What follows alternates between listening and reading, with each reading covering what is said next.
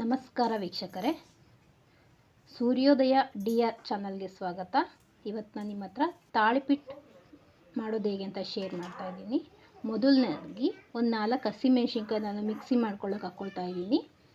ಹಾಗೆಯೇ ಅದಕ್ಕೆ ನಾನು ರೈಸಿಂದ ಮಾಡೋದು ಹೇಗೆ ಅಂತ ಹೇಳ್ಕೊಡ್ತಾ ಇದ್ದೀನಿ. ನೋಡಿ, ಇವಾಗ ಅನ್ನ ಜಾಸ್ತಿ ಅನ್ನ ಮಾಡಿರೋದಿರುತ್ತೆ, ಅದು ಸುಮ್ಮನೆ ಹಾಗೆ ವೇಸ್ಟ್ ಆಗಬಾರ್ದಲ್ವಾ. ನಾನು ಇದಕ್ಕೆ ಒಂದು ಅರ್ಧ ಕಪ್ಪಷ್ಟು ರೈಸ್ ಹಾಕ್ಕೊಂಡಿದ್ದೀನಿ. ಒಂದು ಅರ್ಧ ಕಪ್ಪು ರೈಸ್ ಹಾಕ್ಕೊಂಡಿದ್ದೀನಿ. ಅದಕ್ಕೆ ಸ್ವಲ್ಪ ಉಪ್ಪು ಹಾಕ್ಕೊಳ್ತೀನಿ, ಒಂದು ಅರ್ಧ ಚಮಚ ಉಪ್ಪು ಹಾಕ್ಕೊಂಡು ಇದನ್ನು ನೀಟಾಗಿ ನಾವು ಮಿಕ್ಸಿ ಮಾಡ್ಕೊಳ್ಳೋಣ. ಈಗ ಮೊದಲು ನಾವು ಇದನ್ನು ಒಂದು 4 ಮೆಣಸಿನ್ಕಾಯಿ, ನಿಮಗೆ ಖಾರ ಎಷ್ಟು ಬೇಕು ಅನ್ನೋದ್ರ ಮೇಲೆ ನಾವು ಮಿಕ್ಸಿ ಹಾಕ್ಕೊಂಡ್ಬಿಡೋಣ. ಹೆಚ್ಚಿ ಹಾಕ್ಕೋಬೋದು. ಈ ಥರ ಆದರೆ ಬಾಯಿಗೆ ಮೆಣಸಿನ್ಕಾಯಿ ಎಲ್ಲ ಸಿಗೋದಿಲ್ಲ. ನೋಡಿ, ಈ ಥರ ಅನ್ನ ಮತ್ತು ಉಪ್ಪು ಮೆಣಸಿನ್ಕಾಯಿ ಹಾಕಿ ಮಿಕ್ಸಿ ಮಾಡಿ ಎತ್ತಿಟ್ಟಿದ್ದೀನಿ.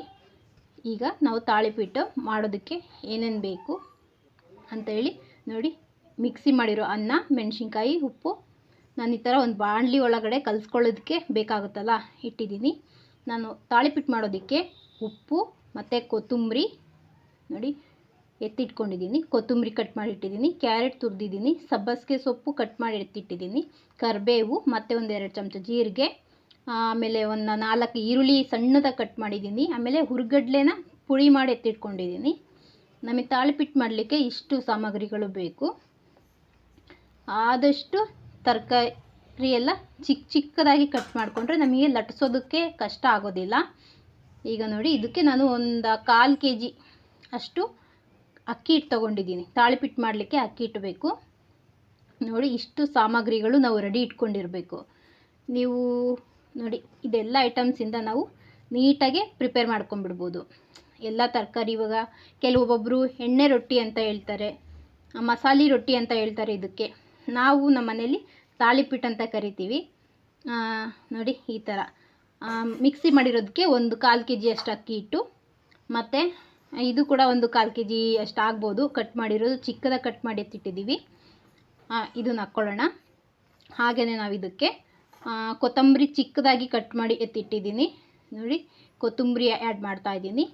ಹಾಗೆಯೇ ಕ್ಯಾರೆಟ್ ಇದೆಯಲ್ಲ, ಒಂದು 3/4 ಕ್ಯಾರೆಟು ನಾನು ತುರಿದು ಎತ್ತಿಟ್ಕೊಂಡಿದ್ದೀನಿ. ಕ್ಯಾರೆಟ್ ಹಾಕೋದ್ರಿಂದ ತುಂಬ ಸ್ಮೂತಾಗಿ ತಾಳಿಪಿಟ್ಟು ಬರುತ್ತೆ.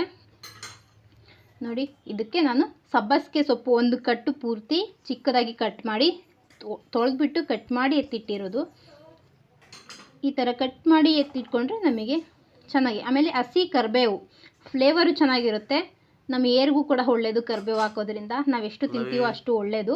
ಆಮೇಲೆ ಒಂದು 2 ಸ್ಪೂನು ಜೀರಿಗೆ, ಇದ್ರದ್ದೇ ಫ್ಲೇವರು ತಾಳಿಪಿಟ್ಟಲ್ಲಿ ಜಾಸ್ತಿ ಇರುತ್ತೆ.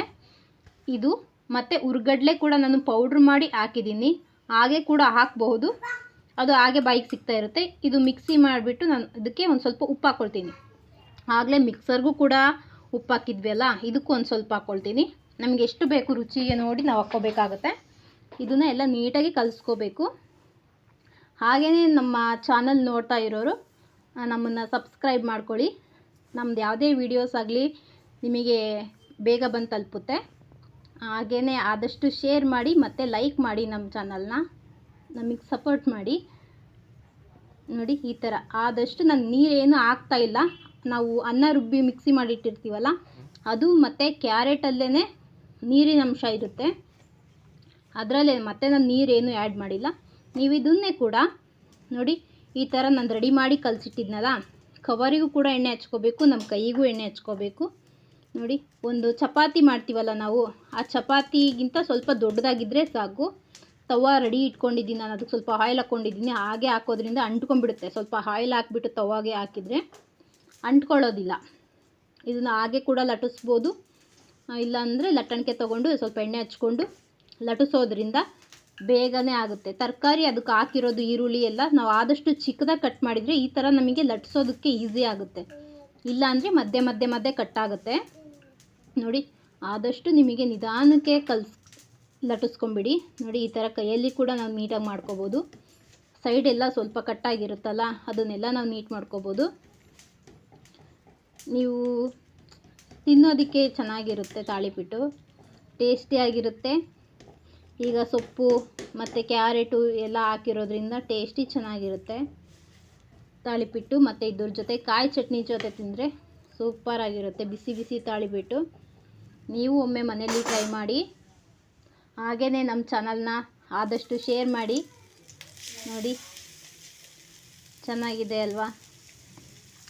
ಈರುಳ್ಳಿ ಮಾತ್ರ ತುಂಬ ಚಿಕ್ಕದಾಗಿ ಕಟ್ ಮಾಡ್ಕೋಬೇಕು. ಅದು ಮಧ್ಯ ಮಧ್ಯ ದಪ್ಪ ದಪ್ಪ ಈರುಳ್ಳಿ ಸಿಕ್ತು ಅಂದರೆ ಕಟ್ಟಾಗ್ಬಿಡುತ್ತೆ, ನಮಗೆ ಹಾಕೋದಕ್ಕೆ ಕಷ್ಟ ಆಗುತ್ತೆ, ಲಟ್ಸೋದಕ್ಕೂ ಕೂಡ ಕಷ್ಟ ಆಗುತ್ತೆ. ನೀವು ಇದನ್ನು ಅಕ್ಕಿ ಹಿಟ್ಟಿನ ಸೆರೆಯಲ್ಲೂ ಕೂಡ ಮಾಡ್ಬೋದು. ನಾನೀಗ ರೈಸಲ್ಲಿ ಮಾಡೋ ತೋರಿಸಿದ್ದೀನಿ ನಿಮಗೆ. ನೋಡಿ ತಾಳಿಪಿಟ್ಟು ನೀಟಾಗಿ ಲಟ್ಟಿಸಿಟ್ಟಿದ್ದೀನಿ. ಒಂದು ಆದ ತಕ್ಷಣ ಒಂದು ಬೇಗ ಬೇಗ ಲಟ್ಟಿಸ್ಕೊಳ್ಳೋದೇನು ಕಷ್ಟ ಆಗಲ್ಲ, ಬೇಯಿಸೋದು ಸ್ವಲ್ಪ ಟೈಮ್ ಹಿಡಿಯುತ್ತೆ. ದಪ್ಪ ಇರುತ್ತಲ್ವ, ಅದು ಚಪಾತಿ ಅಷ್ಟು ತೆಳ್ಳಗಿರಲ್ಲ, ಸ್ವಲ್ಪ ದಪ್ಪ ಇರುತ್ತೆ ತಾಳಿಪಿಟ್ಟು. ಅದರಿಂದ ಸ್ವಲ್ಪ ನೀಟಾಗಿ ಬೇಯಿಸ್ಕೋಬೇಕು. ಬೆಳಗ್ಗೆ ಎಲ್ಲ ನೀವು ಎಲ್ಲ ಸ್ವಲ್ಪ ಬೆಳಗ್ಗೆ ತಿಂಡಿ ಮಾಡ್ಬೋದು. ಆಗದೇ ಇದ್ದವರು ಸಂಜೆ ಬಿಸಿ ಬಿಸಿ ಮಾಡ್ಕೊಂಡು ಎಲ್ಲರೂ ಮನೇಲಿ ಒಂದೇ ಸಲ ಮಾಡ್ಕೊಂಡು ತಿನ್ಬೋದು. ಸಂಜೆ ಆದರೆ ಎಲ್ಲರೂ ಕೆಲಸದಿಂದ ಬಂದು